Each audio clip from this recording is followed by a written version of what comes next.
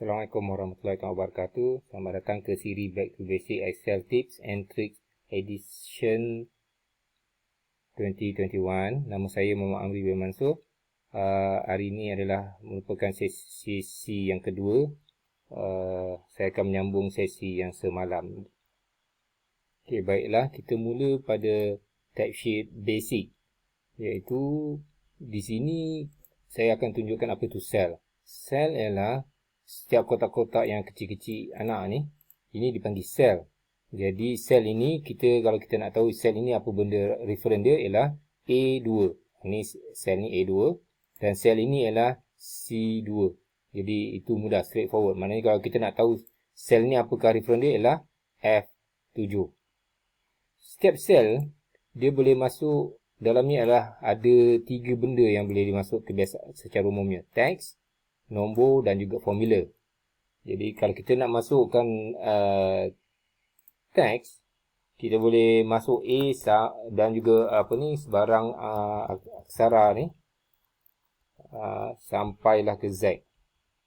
Dan nombor ialah 1, 9 sampailah ke 0. Dan fungsi bila kita nak masukkan formula di dalam satu-satu sel, kita gunakan ada 2 cara, iaitu kita gunakan equal, dan satu cara yang tidak berapa saya gemar ialah gunakan campur. Jadi 2 cara. Jadi apa-apa hal pun jadi disimbolkan di anda, masukkan formula gunakan equal. Jadi dalam equal ni kita akan boleh masukkan function. Dalam formula ni kita akan boleh masukkan function. Itu kegunaan dia nanti. Jadi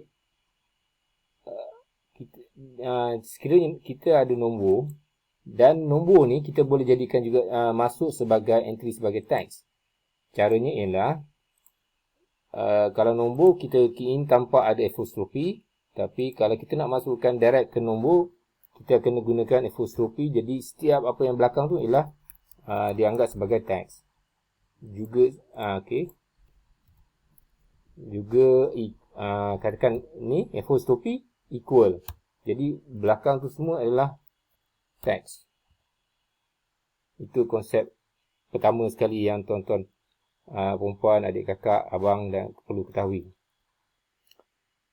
Okey, baiklah. Seterusnya pada typesheet Lora sign ni saya panggil, ialah bagaimana kita nak berinteraksi dengan formula.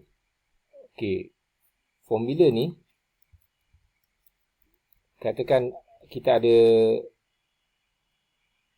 yang ni number dan yang ini ialah formula C7. Jadi katakanlah saya copy formula ni ke kanan. Jadi C7 tadi dia akan jadi D7. Tapi tak ada di sebelah kiri ni, kalau perhatikan betul-betul tak ada dollar sign. Okey, ini kita formula, kalau kita ini cara dia. Dia kalau copy and paste macam tu saja. Okey, saya ulang lagi sekali. Ingat, perhatikan elok C7. Kita copy formula pergi ke D7. Jadi 7 maintain sebab dia kita copy horizontal. Yang berubah hanyalah daripada C ke D, tanpa ada dollar sign tu. Itu pentingnya. Dollar sign ni juga bahasa harian kami panggil dia sebagai anchor. Okey, nanti saya tunjukkan dollar sign ataupun anchor tu apa tujuan kegunaan dia. Okey, seterusnya saya akan menunjukkan kalau kita copy formula dan paste dengan ada dollar sign. Formula ni ialah dia ada 2, ini F7 ni dia ada 2. Okey, F7.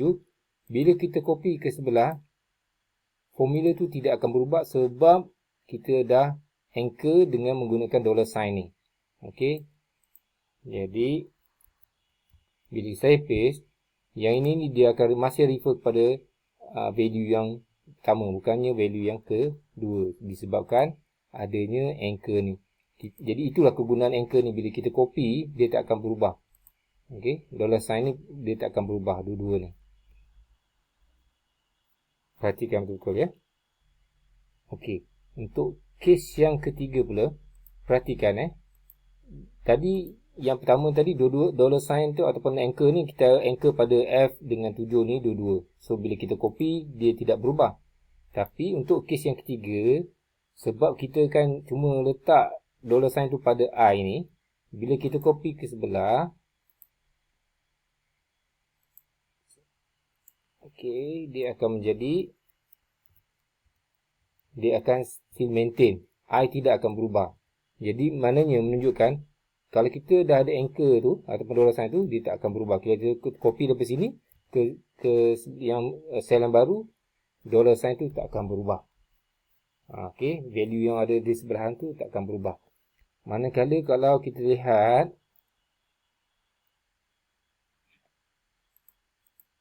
kes keempat. Saya copy daripada yang value formula yang ini L7 ni, dia cuma ada anchor di 7, bukan di L . Bila kita copy ke sebelah, 7 tu maintain, M tu berubah. Jadi kita kena faham konsep dollar sign ni, ataupun ada setengah orang panggil anchor, tapi dalam reference di Microsoft Excel, ianya dipanggil sebagai absolute reference sign. Jadi itu yang ini penting dipahamkan betul-betul, hadam betul-betul, sebab selepas ini bila formula banyak melibatkan anchor ni, jadi kita akan mudah dan lebih cepat hadam. Okey. Kalau tuan-tuan katakan saya tekan equal, saya ambil nombor ni. Okey, saya akan dapat 2. Jadi saya letakkan formula J7, saya mengambil formula value sini, jadi saya copy kat sini. Okey, kalau saya nak anchor benda ni, saya nak cepat, saya tekan F4. Okey. Okey, bila saya tekan F4, dua-dua ni dia akan anchor. J pun dia akan anchor, 7 pun akan anchor. Jadi bila saya copy ni ke sebelah, dia still ambil value yang sama. Itu tujuan dia. Okey, dia akan ambil value yang sama. Jadi kalau kita nak undo balik sama ada kita boleh buat dua cara. Kita nak undo, kita delete je dia punya ni pun boleh, ataupun kita highlight dan tekan F4 balik. Okey, function 4, dan beberapa kali so dia akan hilang lah. So ini adalah yang penting untuk dihadam sebelum puan-puan pergi kepada yang lebih mendalam lagi. Contohnya formula sum if. Saya pernah jumpa kawan-kawan yang senior, dia tak faham konsep anchor ni kan. Jadi apa tujuan anchor ni dan sebagainya. Bila anchor ni, tujuan ni saya terangkan lagi sekali. Anchor ni bila tuan tak ada sel yang ada formula yang tak ada beranchor, kita copy. Jadi dia punya tu akan berubah dan dia punya reference pun dah ke sel yang baru. Itu kita kena perhatikan dan kena hadam dan kena ulang balik lah. Jadi harap tuan-tuan dan puan-puan, adik abang kakak faham perbezaan kalau kita copy dan paste formula dengan adanya anchor ni. Apa bezanya kalau kita copy and paste sel ataupun formula yang ni kita copy ke sebelah ni dengan adanya ni. Ini amat penting dihadamkan. Okey. Jadi harap dapat lakukan latihan seterusnya lah daripada bersendirian lah. Seterusnya pada tab sheet formula ni, yang bertajuk formula ni, saya tunjukkan, okey, kalau kita masukkan formula, kita boleh gunakan formula macam gini. Kita akan masukkan, okey, kita kena gunakan formula equal tadi.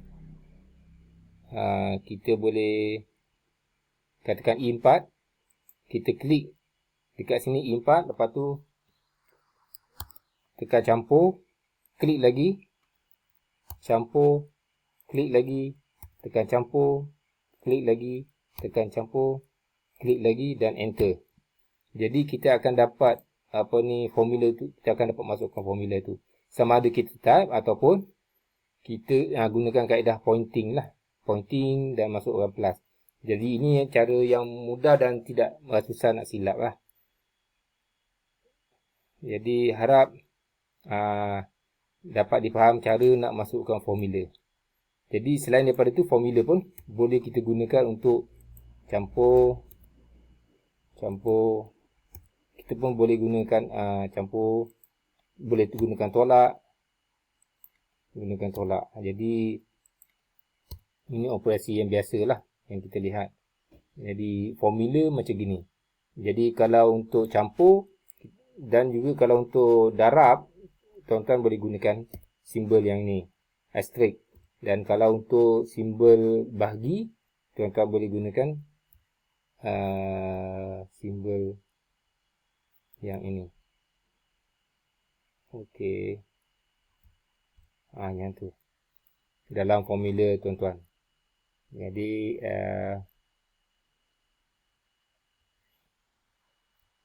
okey. Jadi secara kesimpulannya pada sesi yang kali kedua ini, saya telah pun menerangkan pada tuan-tuan apa itu, tuan-tuan dan puan-puan, apa itu sel, ya, dan cara kita nak mengenal, nak refer sel tu macam mana.